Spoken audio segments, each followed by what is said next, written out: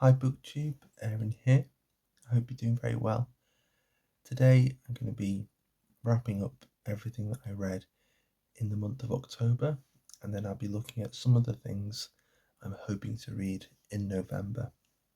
October was a really good reading month, and that there were quite a few reading events going on, but the only one I really participated in was Victober.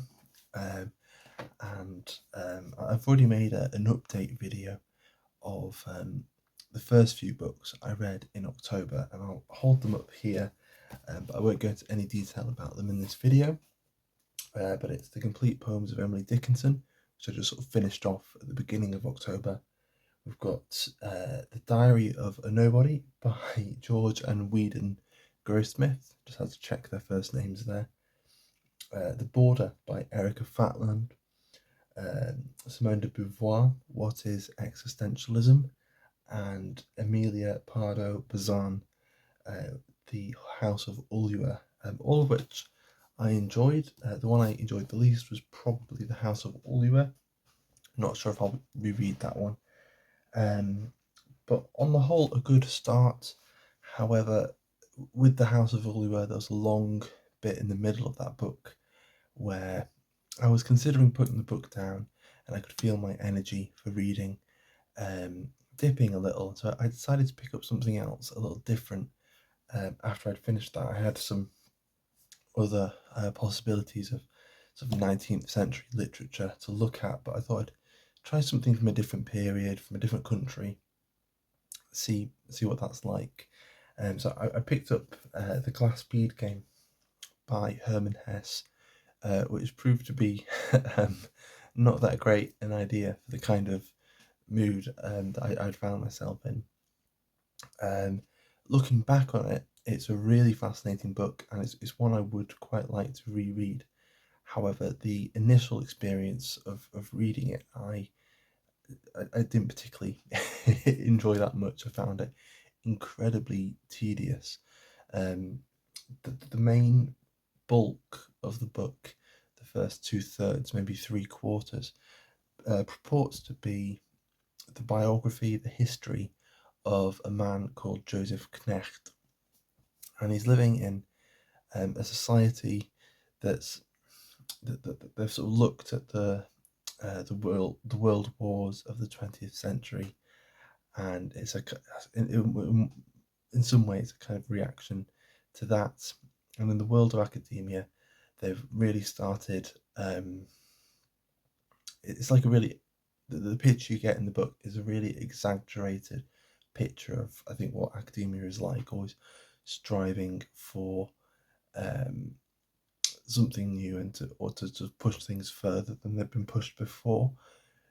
But in a way, it's kind of different in this book again, though, actually, now that I've said it out loud, because instead of necessarily trying to break new ground, what they're trying to do is to perfect their individual disciplines, and so there's less creative energy generally, and instead they're looking back. So say if you're studying musicology, you may be looking at J.S. Bach and really trying to hone in what he was getting at, and trying to analyze it in what they would see as the most perfect way. And that's the kind of thinking, this kind of idea of distillation and perfection in various disciplines.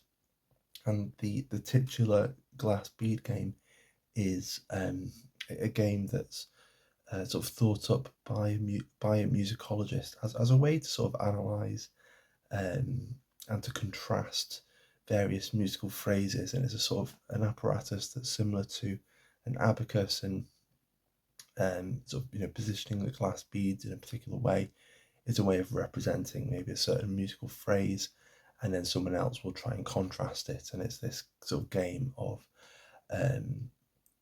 a kind of a push and pull kind of thing between the two players. And as far as I understand it, that's what's kind of going on in the glass bead game. You don't get that much detail, as to the ins and out of how it works. But it becomes its own thing, and it becomes just a way of what's the word I'm thinking of kind of communicating certain patterns, or of maybe producing the patterns. It is sort of looking at nature and trying to square it in. And the idea of patterns and certain the quincunx, or there's a more modern name for it, but essentially like the number 5 on a dice, so it's sort of a cross shape made of 5 points. So the 4 at each end and the 1 in the middle. That symbol comes up again and again and again, and it's a way of sort of asserting a pattern onto things. It was an obsession of Sir Thomas Browne. He wrote a very long essay about how this pattern keeps appearing and reappearing in things people make, but also in nature as well. And it's fascinating. A lot of it goes over my head, and a lot of the thinking of many of the characters in this book is similar. I think it's almost obsessive, and is very it's very perfectionist in the way it comes across, and yet excuse me, and yet it's kind of it feels soulless after a while, because there's that lack of creativity there. And the thing that was annoying me as I was reading it is that I couldn't tell whether Hesse was giving us this picture of this world. And I should add, this is it's a kind of ivory tower, and so this is the sort of creme de la creme of all learning. And if, when you're at school, the teachers notice promise, they might move you into these more elite schools. And so there is a normal world in the world that Hesse is envisioning. But I couldn't tell whether he was trying to say this is a good thing, or whether he's criticizing it or not. And I think by the end of the book, with the way it ends, which I really appreciated and found really fascinating, not only the narrative of his life, but what we get after that, with 3 pieces, or 3 sort of histories that this man Joseph Knecht apparently wrote, and then some poetry that he wrote as well. They add a sort of complexity to it, and the end of his own story adds a complexity to it as well, I think. And I don't know how much more detail to go into with it. I don't feel like I completely understand it yet, but it is more intriguing the more I think of it. I don't think there's much more I should really say about it, but if that intrigues you, give it a go. Don't expect it to be, an engrossing reading experience. It feels like a hagiography. It feels like the people who are supposedly writing this have really put their subject on a pedestal, and a lot of the conversations, at least to me, felt like cheap imitations of the conversations you might hear between Buddhist monks or something like that. It didn't feel like a particularly realistic rendering of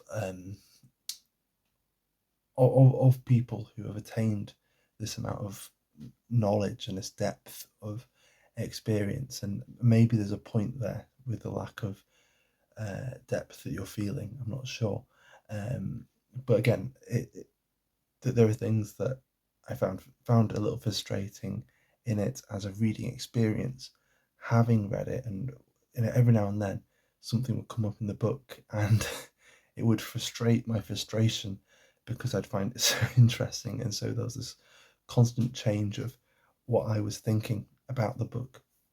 So I'll leave it there for the glass bead game. And then I just had to find something completely different to read. And luckily I hit on something really good. I picked up my trusty Kindle, and I found on there the King of Elfland's Daughter by Lord Dunsany, which is just a lovely fantasy book. It's really whimsical. You could say it's overwritten. It's certainly overly descriptive, but that's not necessarily something I mind at all. I love writing that borders on being overly descriptive. And it just reminds me of all these sort of fairy tales and these sort of Celtic stories about fairies. So I found it really interesting and just a lot of fun to read. I loved the whole atmosphere of the book. So it's about a small kingdom in a valley, and they don't feel like they're particularly famous. There's nothing noteworthy about them for people from the outside world to be attracted to them, and so they've got together as a parliament, and they've decided that what they need is a magical ruler. So they go to their king and they tell their king this, and he agrees. He says, okay, this is a good idea.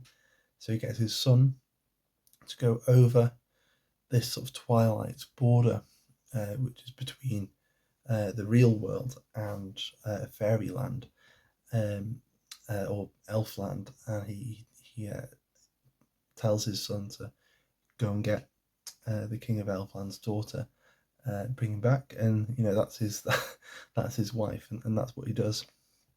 And there's lots of magic, and it feels like a quest. And what I love about the book is it's all about consequences. There are people acting in ways that can seem selfish or just not terribly well thought out, and then they have to live with the consequences of those actions. One consequence of passing between the real world and Elfland is that time moves differently in Elfland. It's much slower in Elfland, so you can feel like you've only been in Elfland for a few hours, and then you go back to the real world, and it's been a decade, which is what happens to our characters.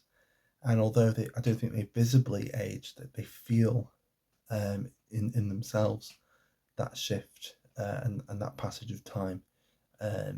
Time sort of catches up with them in that way.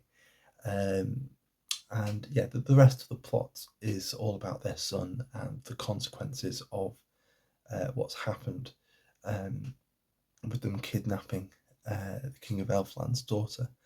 One of my favourite bits in the whole book, and I thought I had to share this even though it's not integral to the book, so that the King of Elfland wants to get his daughter back, and so he has a rune on a scroll of paper, and as soon as it's read, it's going to sort of incant the spell and send her back. And he needs someone to take this scroll over the border and give it to her. And so he sends this troll, and in the story, the trolls aren't big and scary, and they're not necessarily like there's trolls under the bridge that are sort of gruff and menacing. Rather, they're these little cute little squat creatures, probably about the size of a squirrel, with these little snouts. And it's just a great little chapter about the troll just running through the grass and meeting all the animals and asking them which way to go. And that was probably the best bit in the whole book. I really loved that. And my favourite character in the whole book is the troll. So yeah, I'd really recommend it if that sounded good. Try and go quite quickly because I had a bit of a cold and I can feel my throat is getting a bit funny. So we'll see how this goes. I then wanted to read something else for Victober, and I was reading some Victorian poetry. I was reading Goblin Market by Christina Rossetti. The title poem is a great pairing with the King of Elfland's daughter.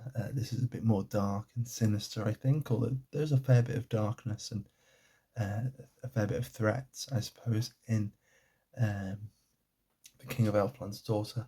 But there are some other great poems in here, particularly one called, I think it's called Dreamland or something like that, which sounds lovely and ethereal until you realise that the poem is about a dead person.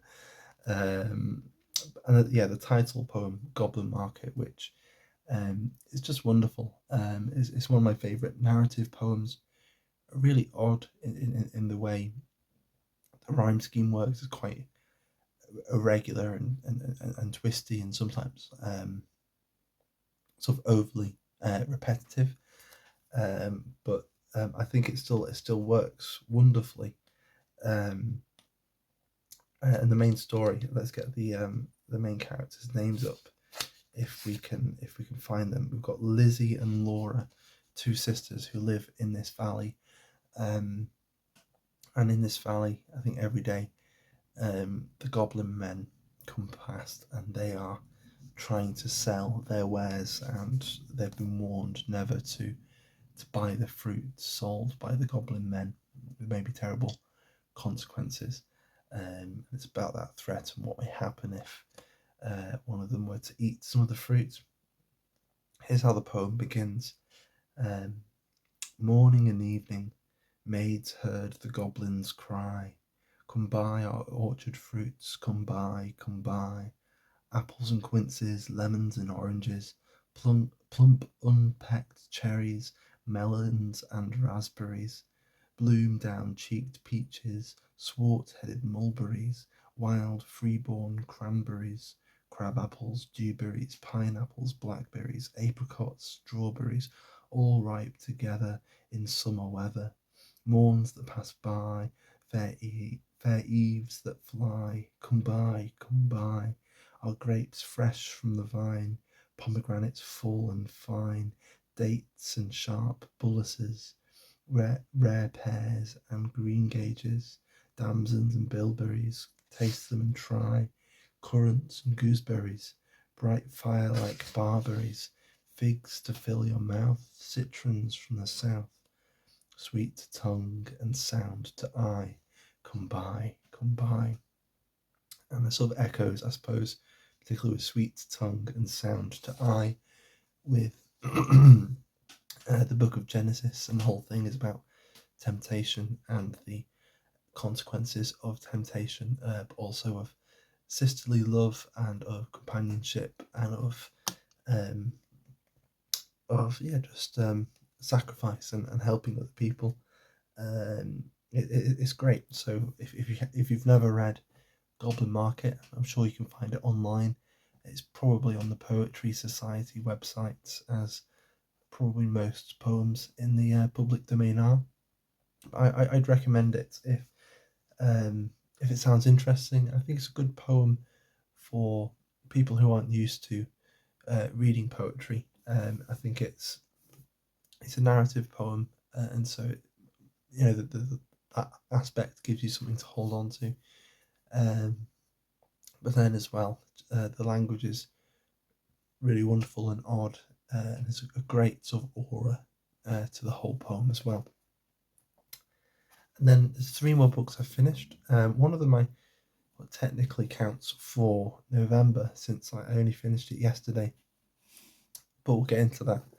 The next one is Satantango by László Krasznahorkai. This was really, really, really good. It was it's one of those books that it sort of slows down your reading, but in a really good way, and you just feel just immersed in the world of the books, the world of the book, and in the heads of the various characters. It's essentially a story of a small community, a small commune, And Krasznahorkai doesn't go into much detail as to the wider society that this fits into. There's a town not too far away from this commune that seems relatively familiar to everyday life, and yet the commune where most of the action takes place is really run down. It seems like they've tried to set up some kind of agricultural business that they've all they've all sort of paid into. They're all working towards, and it doesn't really seem to have worked out. So it's very bleak, very run down. It's raining pretty much all the way through this book, and it's about, so we have this community at this place where it seems like whatever they've been trying to do, whether it's a commune that they've all been, they've all come together to create, or whether it's a country that's been under communism and they've been sort of hoodwinked and they haven't realised that it's all finished. Like that, it's a Japanese soldier who was in the jungle and he thought the Second World War was still going on. It might be a situation similar to that. But yeah, they're at this point where they feel like many of the characters living here feel like they need to move on. They need to break away from this community and try and start a new life somewhere else. And just at that moment, just that day, almost supernaturally it seems, a man called Irenaeus and his sidekick, his crony, called what's his name, Petrina, turn up at the commune just at dawn, and they thought that Irenaeus was dead. That's what they'd been told. He'd once been a member of the community and had left, and then they'd heard news that he died. But here he is, 18 months later, and he's going to persuade them to stay. And it's just remarkably written. It's bleak, it's really slow. The first few chapters feel like, and maybe on a real reread I'll be able to work this out a little better. It feels like you're starting with one character in one chapter, moving through time, and then you get to the next chapter and you've gone back to the beginning and you're sort of seeing things from their perspective. It sort of very much feels like that. Maybe on a second reading I'd be able to piece it together a little bit better, and so things sort of flow a bit more smoothly. At least it felt a little smoother towards the end of the book. And yeah, I'm not entirely sure how much I can say about the book. The last few chapters are remarkable. It was, yeah, just lovely. And it just kind of reminded me, when you're reading all these old Russian novels, and you have, these serf characters who are always arguing and getting themselves into terrible situations. The way these characters interact with each other very much feels like that. So sometimes that's entertaining and funny. Sometimes it's a little annoying, but yeah, I tend to enjoy it. I thought I'd just read a little bit of this as well. This is from quite far in the book, and there's some characters that are on their way to this house. I'm just double checking. This might not be the one I was looking for. If I can't find it, maybe I should leave it. Here we go. So this is a description of an old house that these people from the commune have been persuaded to go to. Quietly, continually, the rain fell, and the inconsolable wind that died then was forever resurrected, ruffled. Sorry, I'll start that again. Quietly, continually, the rain fell, and the inconsolable wind that died then was forever resurrected, ruffled the still surfaces of puddles so lightly it failed to disturb the delicate dead skin that had covered them during the night, so that instead of recovering the previous day's tired glitter, they increasingly and remorselessly absorbed the light that swam slowly out of the east. The trunks of trees, the occasionally breaking branches, the sticky, festering weeds, and even the manna, everything was sheathed in a refined but slimy gauze, as though the elusive agents of darkness had marked them all out, so that they might continue their work of corrosive, continual destruction the next night. And it goes on and on. The sentences are really quite long and quite challenging, but that's part of what slows you down and just I think keeps you quite aware as a reader, because you have to be paying attention because the sentences are so long, and it's not necessarily for everyone. But I think if it works, it will sort of pull you in and get you noticing things. So this will be one I'll be coming back to a number of times. I think it's not that long. It's less than 300 pages, but it took me the best part of a week to read, and it was the main thing I was reading. So I was going quite slowly, but I'm already looking forward to reading it again. And then very quickly, I read Illuminations by Arthur Rimbaud, translated by John Ashbery. I've recently read and enjoyed plenty of John Ashbery, and I've already read and enjoyed plenty of Arthur Rimbaud. I very much enjoyed this. I still felt as if Rimbaud's voice was coming through. I think it's one of the benefits of reading multiple translations of a single author, multiple translators, is you can sort of see the differences between the translators, but also hopefully what's sort of common between them all will be something of the author's voice, and I'm getting a more and more sense of that with Rimbaud, and I've managed to excuse me, I've managed to get that before with Tolstoy and people like that. And then finally, the one that I should probably count for November, but I actually read the main book itself in October, and that's Frankenstein by Mary Shelley, which is one of my all-time favourite novels, and this reread sort of confirmed the fact for me that I think it's one of the best novels written in English. And I went through the introduction, which is by Maurice Hindle, which I very much enjoyed. And in the appendices at the back, it has got, firstly, it's got a selected collation of the 1831 and 1818 texts. So the version I was reading is the 1831 as the later revised edition. But then after that, it's got a fragment by Lord Byron, and it's got The Vampire, a Tale by Dr. John William Polidori.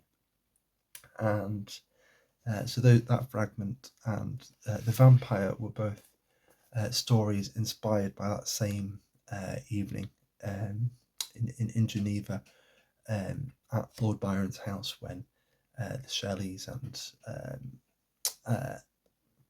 Byron and Polidori sort of challenged each other to write ghost stories, and Mary Shelley felt like she couldn't come up with anything that was scary enough, and then she had this nightmare, and at the beginning of the book, I imagine in most versions of Frankenstein that you pick up, it will have a brief author's note from Mary Shelley where she tells you that nightmare and that moment of sort of terrible inspiration, and there's just one phrase she uses. I won't read that whole author's introduction, but let's see if I can find it.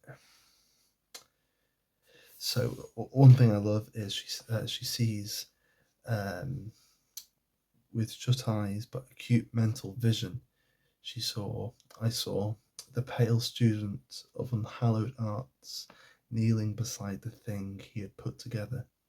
I saw the hideous phantasm of a man stretched out, and then, on the working of some powerful engine, show signs of life and stir with an uneasy, half-vital motion. And just in those two sentences, there's so much of what's going on in the ideas of Frankenstein, are both gothic and over the top, but also sort of philosophical and looking into the philosophy of science. I love just the phrase, so some powerful engine, which is, the machine, by galvanism, that is animating this creature. And yet I also often think of the body of the monster being some powerful engine as well. And it reminds me of the poem The Tiger by William Blake. It's always what comes to mind when I read that author's introduction at the beginning of Frankenstein. So at some point I'll have to talk in a little more depth about Frankenstein, but it was a delight to reread, and it was a delight to go back to those appendices as well and see. I mean, that the fragment by Byron is so overwritten, and Polidori's, I quite like his story, The Vampire, but again, quite overwritten in comparison to Frankenstein, which is really direct and relatively modern in its style in comparison to to Byron. I'd really recommend it if you've been sort of putting off reading it. I would really recommend it. And then very quickly, a few things I'm currently reading and a few tentative plans for November. I'm still reading The Wasteland by T.S. Eliot. I'm reading this with my friend Alan from Big Hard Books and Classics, and it's been great just hearing what he has to say. Sorry, trying not to cough.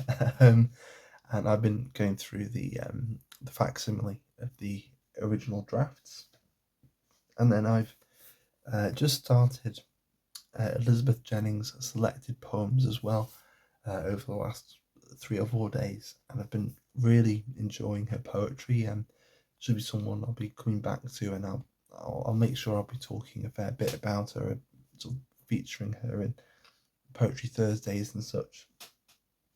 And then just today I started reading The Spy Who Came In From the Cold. No, I didn't.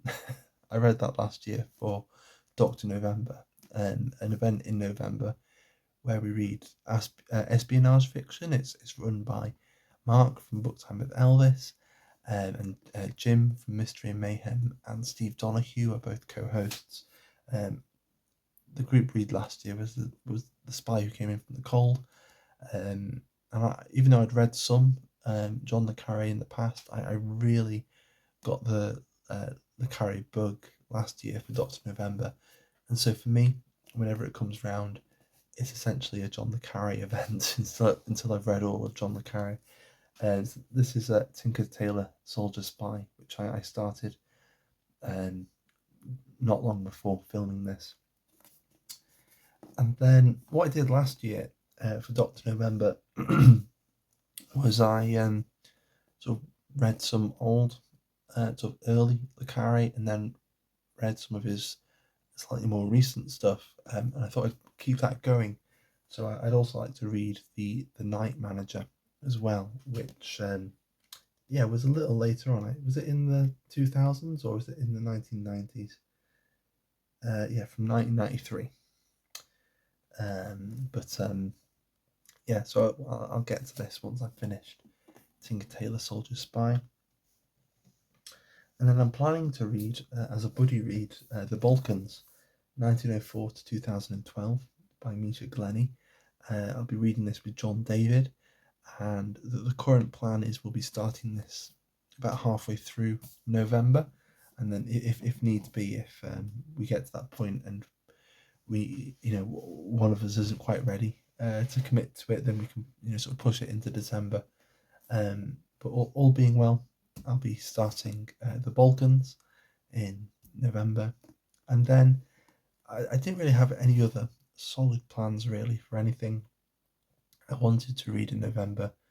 I wanted to keep things relatively open, and I thought I might just try and start dipping into the Confessions by St. Augustine. I've been